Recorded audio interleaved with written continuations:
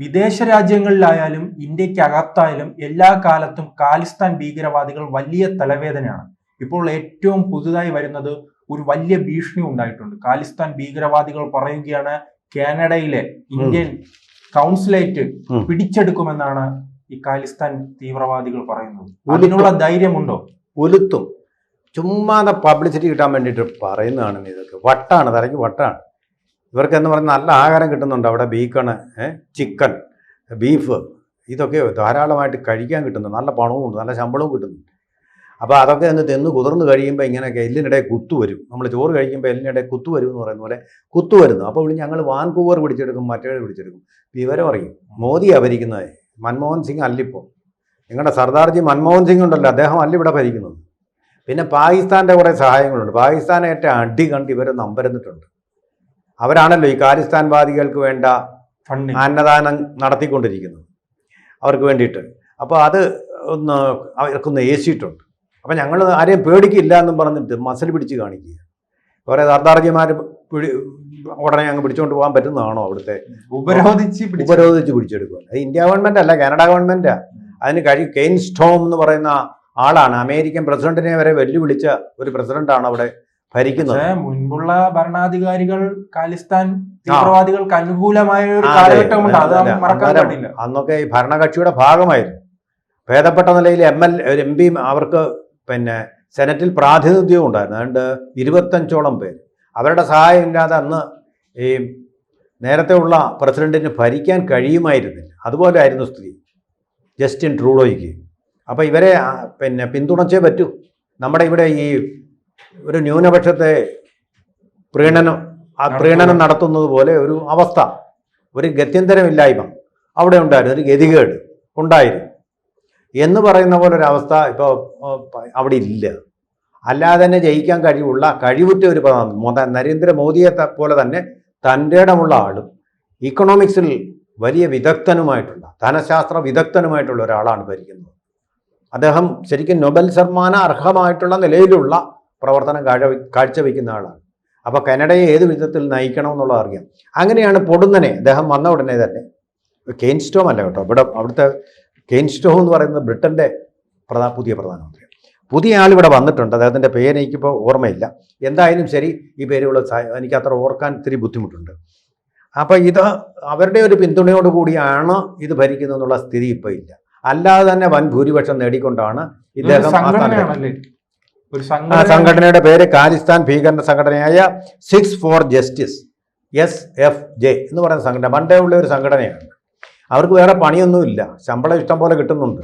അപ്പോൾ പിന്നെ ഇങ്ങനെ കുറച്ച് ഈ കലാപരിപാടികൾ നടത്താം, ഞങ്ങൾ പിടിക്കും. ഇത് പിടിക്കണമെന്നുള്ളവർ ഇത് പറയുന്നത് നടക്കാറില്ല. കുരയ്ക്കും പട്ടി കടിക്കില്ല, കടിക്കും പട്ടി കുരയ്ക്കുകയില്ല. ഇതാണ് സംഭവം. വാൻകൂവറിൽ ഇതൊന്ന് പിടിച്ചടക്കാൻ നോക്കട്ടവർ. വിപ്ലവം അതിൻ്റെ നാണക്കേട് വരുന്നത് ഇന്ത്യക്കല്ല. അവിടെ ഇത് സംരക്ഷിക്കേണ്ട ചുമതലയുള്ളത് കനേഡിയൻ ഗവൺമെൻറ്റിനാണ്. അപ്പോൾ ഇന്ത്യയിലെങ്കിൽ ഈ ഓപ്പറേഷൻ നടക്കുകയില്ല. അതുകൊണ്ട് കാനഡയിൽ പോയി ഞങ്ങൾ നടത്തിക്കളയും എന്നാണ് വിചാരിച്ചത്. ഒന്നാമത് ലോകമെമ്പാടും ഇപ്പോൾ ഓരോ രാജ്യത്തും പോയി എൻ്റെ മകൻ സ്റ്റേറ്റ്സിലാണ്, എൻ്റെ മകൻ കാനഡയിൽ, എൻ്റെ മകൻ ഓസ്ട്രേലിയ എന്ന് പറയുന്ന പൊങ്ങച്ചം പറഞ്ഞു നടക്കുന്നവർ പാവപ്പെട്ടവരുണ്ടല്ലാതെ അവർ ജോലി കിട്ടാൻ വേണ്ടി പോയി. ആ പൊങ്ങച്ചം പറയുന്നവർക്ക് നല്ലൊരു അടി ഏറ്റുകൊണ്ടാണിപ്പോൾ ഓസ്ട്രേലിയ കണ്ടതിൽ ഏറ്റവും വലിയ പ്രകടനം അന്യനാട്ടുകാർക്കെതിരെ, കുടിയേറ്റക്കാർക്കെതിരെ ബ്രിട്ടനിൽ 1 ലക്ഷം പേരോളം പങ്കെടുത്ത പടുകൂറ്റം, ഇതുവരെ കണ്ടിട്ടില്ലാത്ത പ്രകടനം. കാരണം അവിടുത്തുകാർക്ക് ഇവരെ വെറുപ്പാണ്. നമുക്കിവിടെ വരുന്ന ബംഗാളികളോട് ഉള്ളിലുള്ള വെറുപ്പാണ്, പുറത്ത് കാണിക്കാറില്ല നമ്മൾ. അതുപോലൊരു വെറുപ്പാണ്. ഇപ്പം അന്ന് കിടക്കുകയാണ് ഇവിടെ നമ്മുടെ സൗജന്യങ്ങൾ പറ്റാൻ വേണ്ടിയിട്ട്. ഇന്നൊരു പുച്ഛവും പരിഹാസമാണ് അവർക്കുള്ളത്. അത് നമ്മൾ മനസ്സിലാക്കണം. ഈ സിഖുകാരുടെ ഇങ്ങനെ തന്നെയാണ്. സിഖുകാരെ ഒന്നും സായിപ്പന്മാരായിട്ട് ആരും കണക്കാക്കുന്നില്ല. അതിനിടയ്ക്കാണ് ഇവർ കിടന്ന് ഇത് പാളയത്തിൽ പട നടത്തുന്നത്.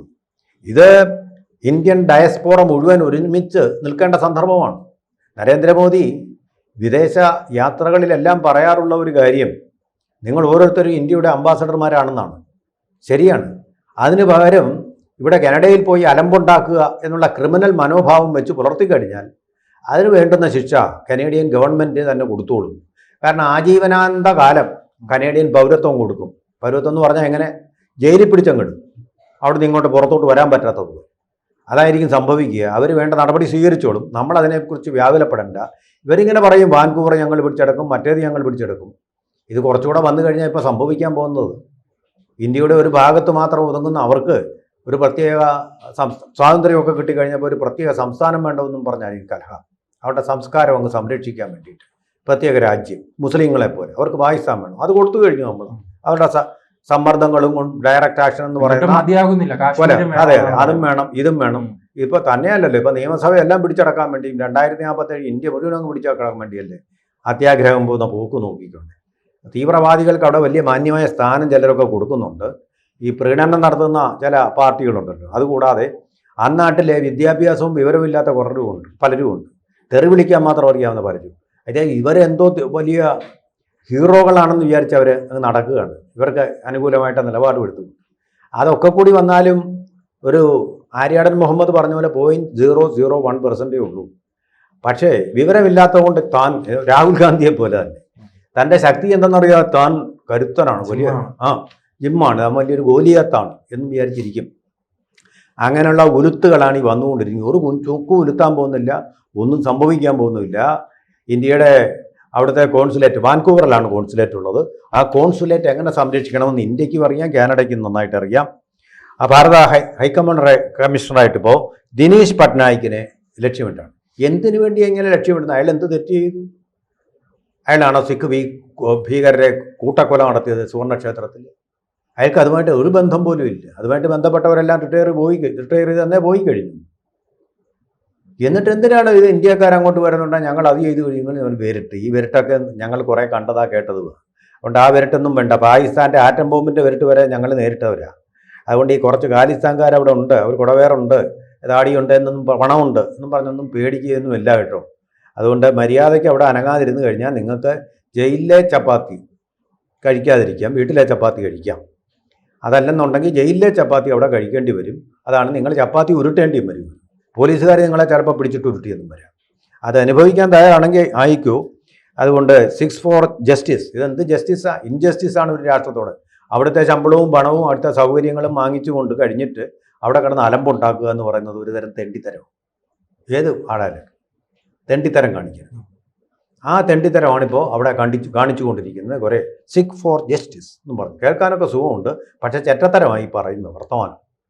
അവിടെ കടന്നല്ല, ധൈര്യം ഉണ്ടെങ്കിൽ ഇന്ത്യൻ സൈന്യത്തിനെ വന്ന് നേരിട്ട്, ശക്തി ഉണ്ടെങ്കിൽ വാ. അല്ലെ, കുറച്ചു നാളുകളായി പണ്ട് അവിടുത്തെ സാറ് സൂചിപ്പിച്ച പ്രധാനമന്ത്രി തന്നെ പറഞ്ഞിട്ടുണ്ട്, ഈ അജ്ഞാതന്റെ ശല്യമുള്ള ഒരു രാജ്യമാണ് ഈ കാനഡ. അപ്പൊ അവർക്കും പണിയാകുമല്ലേ അജ്ഞാതന്മാരെ? അതെ അതെ അതെ അതെ, അജ്ഞാതന്മാർക്ക് ഇനി പണിയാവും. അതാണ് ഇപ്പോൾ സംഭവിക്കാൻ പോകുന്നത്. അതുകൊണ്ട് എങ്ങനെ കൈകാര്യം ചെയ്യാമെന്നൊക്കെ അറിയാം. ഇത് പിന്നെ ഇങ്ങനെ വാർത്ത വരാൻ വേണ്ടി ഒട്ടാവയിൽ നിന്നാണ് ഈ വാർത്ത വന്നിരിക്കുന്നത്. വാൻകൂവറിൽ നടത്തുമെന്ന്. അവർക്കിങ്ങനെ ഇടയ്ക്കിടയ്ക്ക് ചിലപ്പോൾ ഈ സ്ക്രൂ ഒക്കെ പിരിയും, ലൂസായിത്തീരും. അതിൻ്റെ ഒരു ഇത് മാത്രമേ ഉള്ളൂ, വാഗ്ധോരണിയായിട്ട് മാത്രമേ കണക്കാക്കാൻ പറ്റൂ. ഇത് ഒരിക്കലും നടക്കാത്ത ഒരു കാര്യമാണ് എന്നുള്ള കാര്യത്തിൽ സംശയമൊന്നുമില്ല. പിന്നെ കുറച്ച് അലമ്പുണ്ടാക്കാം, അലർട്ടുണ്ടാക്കാം എന്നുള്ളതിനപ്പുറം പ്രത്യേകിച്ച് കാര്യമില്ല. പിന്നെ ഇവരുടെ രക്തത്തിലും ഇത് അലിഞ്ഞു ചേർന്നിട്ടുണ്ട്. ഒരു എന്താ പറയുന്നത്, വലിയ ട്രൈബാണ്. യുദ്ധം കലഹപ്രിയരായിട്ടുള്ള ഒരു കൂട്ടം ആൾക്കാർ ഇതിനകത്തുണ്ട്. അതാണ് ഈ യുദ്ധത്തിൽ സൈന്യത്തിലും ഏറ്റവും കൂടുതൽ ശൂരവീര പരാക്രമം കാണിക്കുന്ന ആൾക്കാരുടെ ഒരു ട്രൈബാണ്.